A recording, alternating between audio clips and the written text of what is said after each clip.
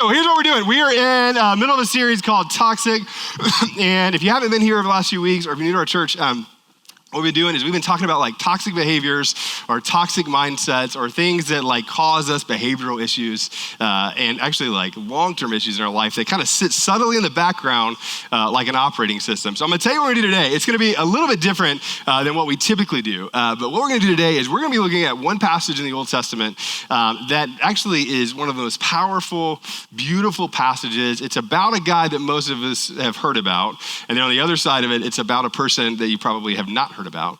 And about every 3 years, I'll tell you, in the life of our church, I talk about this particular story because it's actually foundational to who we are as a church and as a community. And so we're gonna be doing that. Now, the overarching idea around this, or tension that it like talks about or kind of gets after, is this idea around shame. So I'm gonna tell you this up front. If you are here and you are like a highly driven individual, or if you're here and you would say this about yourself, you'd say, hey, like I'm a pretty healthy person. Here's what I'd say. I would say over the next few minutes, sorry, I'm like, my brain is going everywhere, sorry, yeah. I would say this, if you're here and you're one of those types of people, I would say this. If you are going, I don't feel shame very often, here's what I'm asking you to do. I would say over the next few minutes, you know somebody who does, or you're a person here who's like most of us, who have found yourself at a place where you have done a remarkable job of sort of like making a box out of it and putting it away.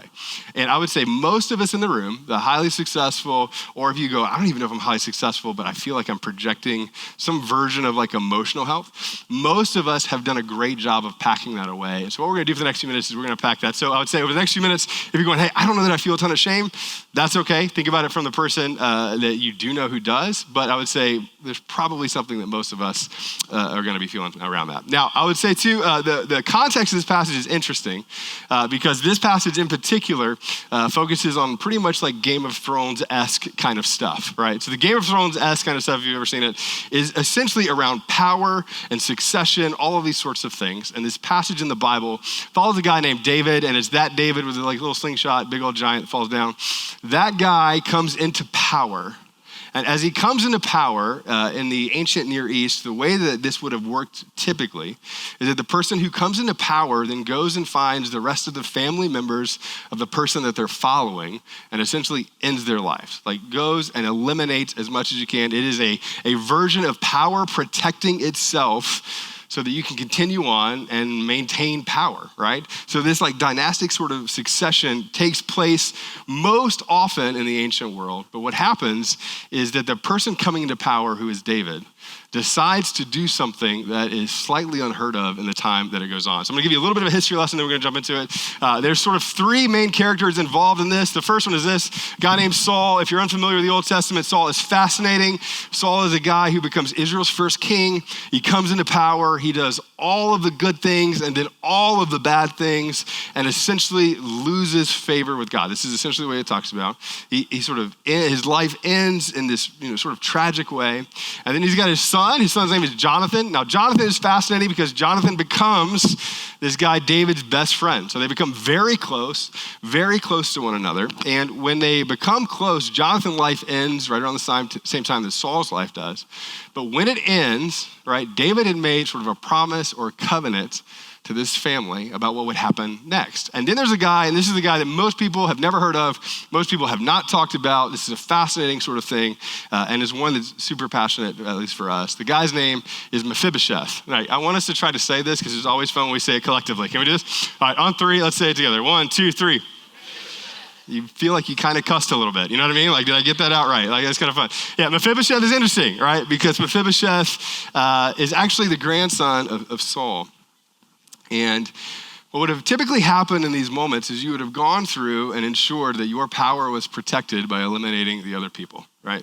And so what happens with Mephibosheth, and the interesting thing about him that we find out and discover in the text is Mephibosheth at an early age had become very disabled and had a lot of challenges, both physically. We see all of this sort of happening with him. And at the time that David comes to power, he essentially goes into hiding. And when he goes into hiding, something fascinating happens is he goes into hiding and he is working sort of to be protected. And so what happens is he essentially falls, he suffers this permanent injury that will affect the rest of his life. And so you have this person who is disabled, you have this person that is now in hiding, and then you have David in power, and the assumption that would have come was that when the new king comes, if you were related to the previous sort of dynasty, that your life would end, right? And so this is where we're going to pick up in the text, and it's one of these fascinating texts that at the sort of core of it has this beautiful principle. So here's what it says. We're going to be in 2 Samuel chapter 9. Here's what it says. So David, right, King David asked, he said, is there anyone still left of the house of Saul to whom I can show kindness for Jonathan's sake, right? So again, Jonathan, friend, son of Saul. He's like, who can I show kindness to? Now, the kindness is interesting because at least when I think about kindness, I think about like Chick-fil-A workers. You know what I mean? Like that's what are most Chick-fil-A workers, we can say it that way. You know, like it's not that. It is not you being nice. So at the core of this text, the original language around this is very little about a person just being nice. It's actually about this sort of covenant commitment to keep a promise to this group of people. And so when he does this, he says, how can I show kindness to one of the people that are still alive in his household? And it goes on in verse 2, and it says this. It says, so now there's a servant of Saul's household, and his name was Ziba, which I'm not going to make you repeat things all day, but this is also very fun to say. So on 3, can we just say this together? 1, 2, 3. Yeah, and you didn't even feel like you cussed that time. It was great. So you got that? All right, there's Ziba. They summoned him to appear before David. And the king said to him, he said, are you Ziba? And he says, at your service. He replied, which is how you reply, right, to the king. And then he goes on, and the writer says this. The king asked, is there no one still alive from the house of Saul to whom I can show God's kindness? And Ziba answered the king, there is still a son of Jonathan. And then he gives him the label of who he is. He said, but he's lame in both feet, right? Which I would say this is a fascinating label that you just give of somebody, right? I thought about this the other day. I was in the car with Emily and I was trying to describe somebody. I was like, you know this person, and you know this, when you start trying to describe somebody, you go like, what do I say first? You know what I mean? Like, how do you describe them, right? How do you talk about this to somebody? And so one of my kids said this the other day, which I was very appreciative of. One of the younger ones, somebody asked it, like, who's your dad again? And he's telling me, it's like Patrick. Like, who's Patrick again? He's like, he's the strong one. And I was like, that's my boy. That's my boy. Yeah, like that's right.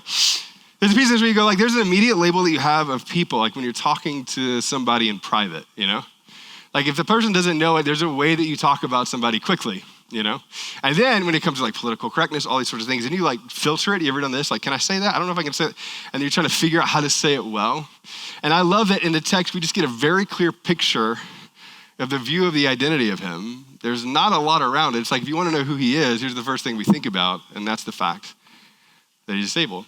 And so what David does is David is going to bring Mephibosheth in hopes to show him kindness. And here's where it goes. It goes on, it says this, verse 6. It says, so when Mephibosheth, son of Jonathan, son of Saul, came to David, he does what you do, right? He bows down to the king in honor, which is this really fascinating picture. Again, when we teach the Bible, I wish I could just like kind of put you there as best as I can.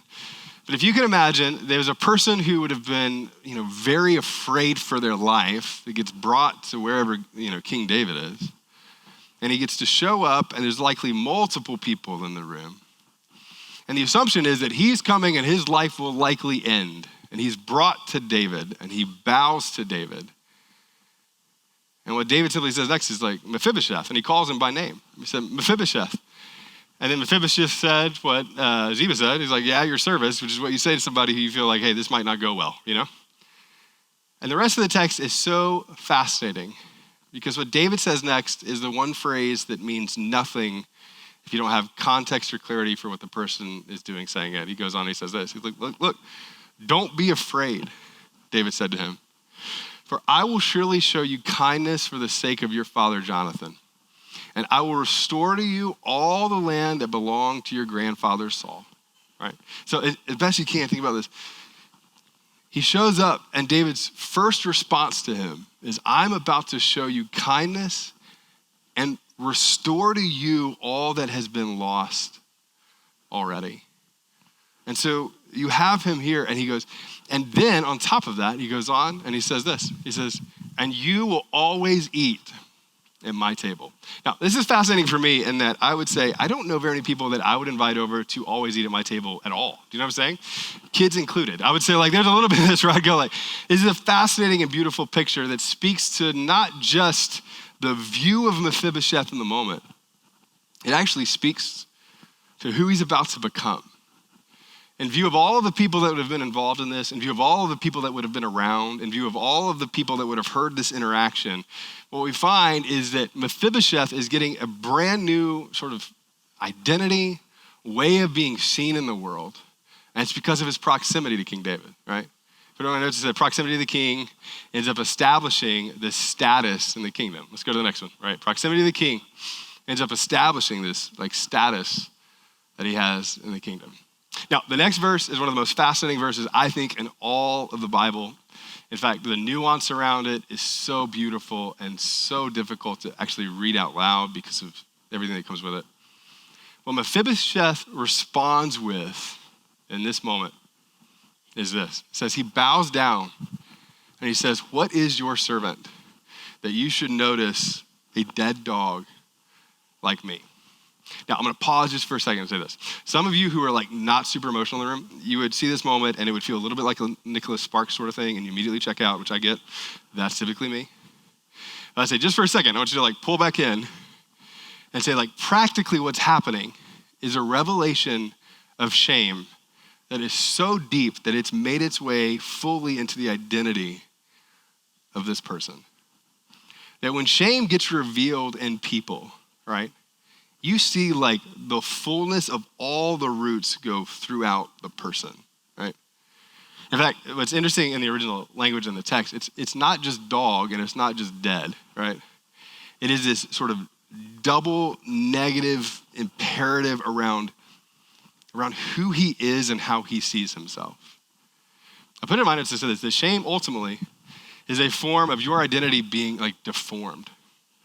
That it's somewhere along the way. And for some of you, it happened really early. Some of you, it happened later on. Some of you, it's because something that was done to you. Some of you, it's because of decisions that you've made. That along the way, there was a label that was connected to your mind and your heart that became extraordinarily toxic. And when it got attached to you, you figured out ways in adulthood to package it up, put it away, and be good and project what you needed to project. But somewhere along the way, one of the drivers of whatever is driving you is a deeply rooted posture of shame and a label. And this is what this is. This is thousands of years before now, but this is exactly what this is. Now, I would say this. I used to think that people who were very successful didn't carry this kind of shame. And then some of you know, I worked in Atlanta for a long time, and I led this middle school group. They were all like small group leaders that were there, and the vast majority of them were CEOs of very, very large, successful companies. So I would go and I would say, "Hey, can I pay for your meal?" They never let me pay, but it was kind of fun. We'd sit there at Chick-fil-A for the $11 meal that we did, and we'd sit there, and I found this out, and it was so fascinating. They were so open with me about leadership. They were so open with me about building things and drive and family and all these things. But the thing that always fascinated me about these people is that when you peel back layer after layer after layer after layer, somewhere you begin to see a drive. And whatever that drive is, sometimes it's super healthy, but more times than I realized, there was a driver that was connected to some form of shame that moved them forward and propelled them in what they were doing. And the problem with this is you can do incredible things and still feel shame. Like you can be a ridiculous dad, an amazing dad, and it be driven by something that you felt shame about, and you move forward in that way. This is what people don't talk about, I think enough, is that you can do a lot of great things, a lot of really good things, and be driven by the wrong things. And until you get all the way through those layers, until you get all the way past that stuff, it is hard to be driven and healthy at the same time. Now, for people that are followers of Jesus, I'd say this is one of the most fascinating things. When you come to faith in Jesus, one of the things that we see is that he's not just interested in you having better behavior. This is not what Christianity is about. It is not just about you doing more or being better or those things. It goes so much further and so much more deep than that. It is about your identity being shifted in a new way. And you've met people like this, that maybe they would say they're a Christian and they peel back one or two layers and they get to that place, but they've not pulled back all the layers to receive the healing that happens when you allow Jesus to do that work. One of my favorite authors ever. You should read everything he's ever written. He's phenomenal. His name is Henry Nouwen. I started reading some of his work in college. He has this beautiful quote about self-rejection. He says it this way. He says, self-rejection is the greatest enemy of the spiritual life because it contradicts, and I'll miss this, the sacred voice that calls us the beloved or the beloved of God. And this is one of those fascinating things when you look at the life of Mephibosheth, when you look at the life of whoever you were friends with who carries shame, when you look at your own life, and that's this, somewhere along the way, there is a version of you in a macro level, in a micro level, somewhere in the spectrum or in the middle ground of this space that feels shame around something, and there is healing for that only comes through Jesus. And so in verse 9, it goes on, it says this. It says, so the king summoned Ziba, which again, fun to say, Saul's steward, and he says to him, he says, I have given your master's grandson everything that belonged to Saul and his family. And so he restores back the things that were lost. And he goes on and he says this. He says, you and your sons and your servants are to farm the land for him and bring in the crops so that your master's grandson may be provided for. And then you get sort of like the pinnacle of the entire text, which is a nod to what was to come. And he says this. He said, and Mephibosheth, grandson of your master, will always eat at my table. Now, there's a lot of scholars that talk about this, which is so fascinating, that the idea of him in particular coming to the table and eating at it has this beautiful imagery of him sitting there, in some ways being helped there, getting to the table, eating at the table that often people would have said he didn't belong at. And then you see this picture of him coming and a consistent restoration of everything that was lost. And then in verse 11, it says this. It says, and Ziba said to the king, your servant will do whatever my lord the king commands his servant to do. So Mephibosheth ate at the king's table, and then you get this, like one of the king's sons. Now, this is a beautiful passage in the history lesson of it, right? But in the guts of it, this is sort of the truth behind all of this and what David ends up doing in this passage, and that's this. That David expands his table to welcome someone that it seemed like didn't belong at that table. This is like one of our core values that we started with. When we were starting our church, we started it like 4 years ago, and we had this strategy meeting, which I would always frustrate every person that would come to these strategy meetings because they would say, hey, we need to have 7 very clear core values. What are our core values? And I would always get frustrated because every church has some version of the same values. Like we're all kind of doing the same thing. And so I'd walk in there, I was like, I don't have 7, I have 49. And they would go, that's not it. The consultant immediately drops his head. He's like, nope, that's not good. I'd say, that's it. But if we're going to go to the top one of the first ones for me is that we want to be a church that has this increasingly unending, ever expansive idea of the table.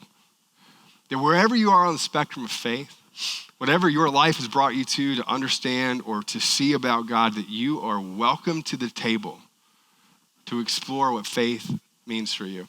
And I'll tell you this is kind of fun. When we started the church, I would go to these church planting conferences where they teach you how to start churches. It's always fun for me. And I would say this, and everybody would butt clench because they immediately went political.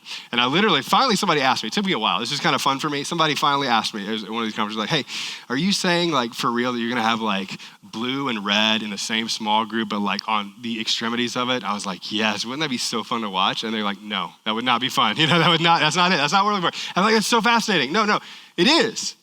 Are people that are agnostic going to church? I was like, yeah, about a third of our church from the pre-launch stage until now would say that they're atheist and agnostic and curious and working through faith. In fact, the vast majority of people who invited from the beginning were not followers of Jesus. I try to get all the followers of Jesus, hey, invite everybody. They're like, yeah, we're kind of doing it. And then, my atheist agnostic friends invited everybody and they'd start coming. It's fascinating.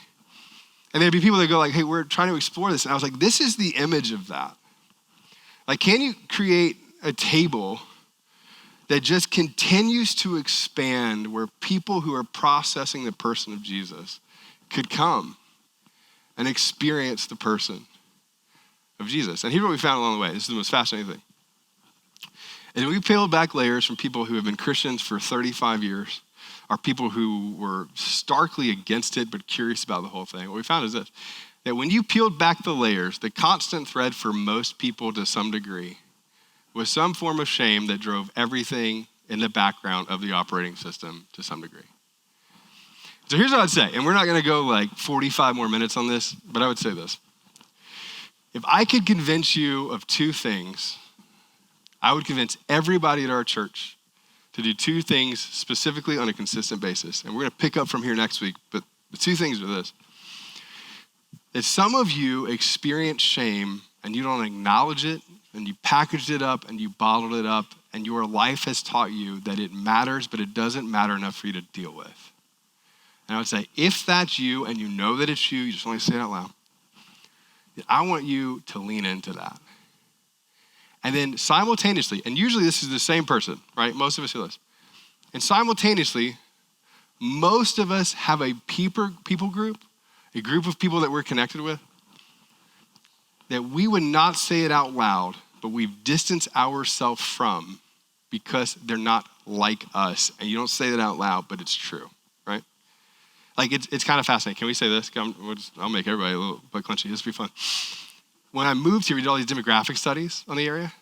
And I said this in a meeting recently, and I offended people. And it was I didn't mean to, but it was funny. It's like, even like the little towns that we have here, you know what I'm talking about? Like there's Plain City, Marysville, Dublin, Worthington.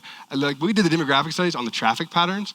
And I literally said, I was like, it feels like people don't travel to all of the different cities, and you can look at the different areas and it feels like they just don't interact. What is that? And no one ever said it out loud. And finally somebody said, well, they're not like us. I was like, what the heck does that mean? You know what I mean? And you dig deeper, you go, wait a minute. That's true. There are people that are not like us. I tell people this all the time. Politics season is one of my favorite, I equally frustrate everybody on this, but I would say this. There is a person that views politics very different than you, that you should be a ridiculous student of. And there's the extremities where everybody's kind of angry at each other. That's harder to talk about. But usually there's one step in where you disagree. And you're like, I think the local church would be the first place that you could go to talk about those things. That a small group should be the place where you go and you talk about and learn about those things. And then everybody does this, and you know this too, and I'm a pastor, which is always fun. Everybody thanks me in the politics season for being whatever they are, which I always think is funny because I never say. And I'm like, thank you so much for saying that. But I go, that's actually not it. You need to lean into both sides and figure out what that looks like. Some of you don't have a friend that's atheist or agnostic. It's like, if you don't have a friend that's atheist, don't talk about the Great Commission. It's hard for you to do that because you don't actually know, right? What does it look like to have people in your life that would go, I don't agree with you theologically? I'm like, great, that's coffee and I'll buy it. That's fantastic. Let's talk about that. Like, I want to learn. One time I referenced Richard Dawkins in a talk just to see what would happen. And I wildly disagree with 90, that's not true. I have no idea what percentage, so much, but there's this beautiful quote that he has. I'm like, it's so helpful. And you should be able to learn from those things. So here's what I put in my notes. These are sort of the ways that we approach that, and that's this. You got to acknowledge where you carry shame. And if you're not a follower of Jesus, I would say this, and I deeply believe this, that the power to reject whatever that shame is, I do believe comes with the decision to accept Jesus specifically as healing through all of those layers. That until you do that, it is very hard to peel back all of those layers and get all the way through it. All right, let's go 2 slides in advance if we could. Let's go to the next one. The other one is this. Pay attention to the fringes of your acceptance. And I wish I could say this better. I think I'm adjusting a quote to make this point. And I wish I could remember exactly who it was from. Pay attention to the sort of fringes of your acceptance. And that says, most of you know where the fringes of your acceptance are. You don't say it because you're smart, but you know where they are. And I would say the best thing that you could do is just take one step beyond that and build a relationship with somebody that's on the fringes of your acceptance. Now, nobody likes to talk about this because you're a good person, and at the same time, you absolutely have them. I absolutely have them. What is the person on the fringes of my consistent acceptance that I need to lean into? Now, the last one, before I put it up there, is going to be one that feels counterintuitive to some of what we talked about. And if you're an introvert like I am, I say this all the time, I never wake up in the morning and go, this is what I need. And generally, it's exactly what I need, right? So again, just so we can all unite on this, where are my introverts at in the room? Just be proud. They always go up a little bit slower than the extroverts. Yeah, I would be proud. I say, if you're introverted like I am, let me say this. What you need in processing your faith, what you need in that is a community of people around you to process it with. That it doesn't matter how smart you are. It doesn't matter how good you are.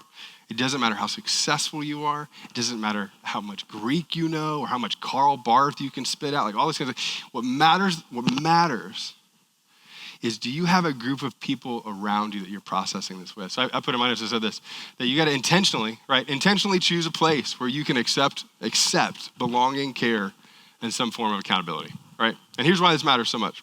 Because when you peel back the layers of whatever it is that you're processing, and you get to the end of that, you need somebody who's going to lean into that with you and do it. So you know this when you came in because you probably saw the balloons out there, which is kind of fun. We are actually kicking off like our small groups starting today. You sign up this week and next week. And I went back and forth. I'm like, how do I talk about this in a way that doesn't feel weird? Because again, I'm a person who's introverted and never wakes up going, let's go to a small group tonight and talk about my feelings. That just doesn't happen for me very often, you know? I want to say this. If you're here and you're a person who goes, I actually am taking seriously growing in my faith and moving in that direction. Let me say this. The best next step for you isn't going to be 5 theology books to read. It's actually going to be surrounding yourself with people that you are on proximity to that help guide you in your journey. Now, I'll say the thing that nobody likes to say out loud about small groups. This was actually my major in college, which is like, hey girl, what's up? You know, like that was a great opening thing to start with on a first date. Like, oh, he's an accounting major. That's amazing. Actually pointed to an accounting major. You weren't in accounting. Were you marketing? I'm saying you're hotter than me. That's what I was going with, Travis. Yeah, that was good. Yeah. Travis was like, yes, this is true. Let me say this real quick. Let me say this. If there's a part of you like it's me, like I studied this and I thought it was fascinating, but I'd also say this. I'd say, small groups can get a weird rap because you can get in a small group that you don't connect with the people and assume that that's not for you. And I would just say, that's just not true. You actually need a group of people, whether it's this one or that one, you need to find a group of people to surround yourself with to process your faith with. And so what I'm going to challenge you to do is this. If you're a person who was honestly going, I have some of that macro shame or that micro shame, my thing for you is to go, I think you need to name that and acknowledge it. If you're a person like most of us who would go, there are people on the fringes of my acceptance that I don't lean into, I think you need to acknowledge that. But then the other side of this is I think everybody needs to be intentional about being in a small group with people where you process your faith. The last thing I want to say is this, and then we'll wrap up here in just a second. For those of you in particular who are dads in the room, let me say this. And I wish I could just convince every man of this, which is very hard for me to do. I'll give it my best swing, and that's this. I'd say you are busy, you are likely a little bit tired, and you are also a little bit overwhelmed with all of your responsibility if you're in your mid-30s and you have children like I do, right? And I would say this, you have every reason to prioritize everything else in your life over this. And I would say you can be successful, you can be a good dad, but you will never be who you could be until you actually create a circle of people who are helping you process your faith well. And so I would just say this. I would say, whatever it takes for you to carve out time and space to do this, we're going to encourage you to do it. So I'm going to pray for us in a second. I'm going to invite our groups director. His name is Evan. Evan's going to come up and tell us a little bit about groups. Before I do, I want to tell you one thing that we're going to try this year that we've never done before, and that's this. We're starting something called Anthology. And one of the pieces of feedback that we've got over the last 2 years is we have so many people that are processing their faith, and they go, I kind of want to shout out on a Sunday a question, and I don't know how to do that with like a couple hundred people in the room. So let me say this. What we're doing is there's like no frills to it. Like there's not going to be like there's no donuts. Let me just say it that way. You're coming with no donuts to this thing. And what we're going to do is we're going to take a cultural or theological topic once a month, and we're going to separate into groups, and we're going to take Q&A. I'm going to invite a couple of professors to join me for some of these things, and we're going to take your questions, and we're going to take a deep dive in that stuff, right? And so we're going to do 3 different sort of layers of this. That's one of the steps that you're going, hey, I don't know if I'm ready to jump into a group, but I feel like I need to do something. This is a great opportunity for you to try something like that and be a part of that. And so we'd love for you to sign up for that. Evan's going to tell us about more of those groups. Before he does, let me pray for us, then Evan's going to come up and do that. Let me pray.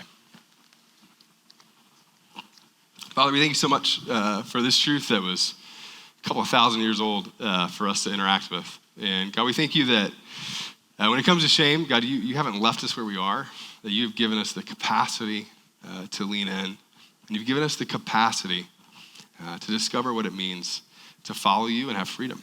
And so for the person in the room who has doubts and questions about their faith, who's trying to work their way through that, God, I pray they just take a step. I pray they would take a step towards understanding who you are. They take a step in deepening their faith, whatever that looks like for them. And I pray that they would take a step towards processing it with people around them. And God, I pray for the people who, if they were really, really honest, there are those fringes of acceptance. There are those fringes or those space where they have sort of demonized or created distance from a group of people or several different types of people or whatever that looks like. And God, we just ask that you would help them to take a step and be honest about the fringes of their acceptance and lean into that. God, I pray for all of us as we take one of those steps. God, I ask that you would lead us through the power of your Spirit, that you would continue to change our hearts and our minds. It's in Jesus' name we pray. Amen.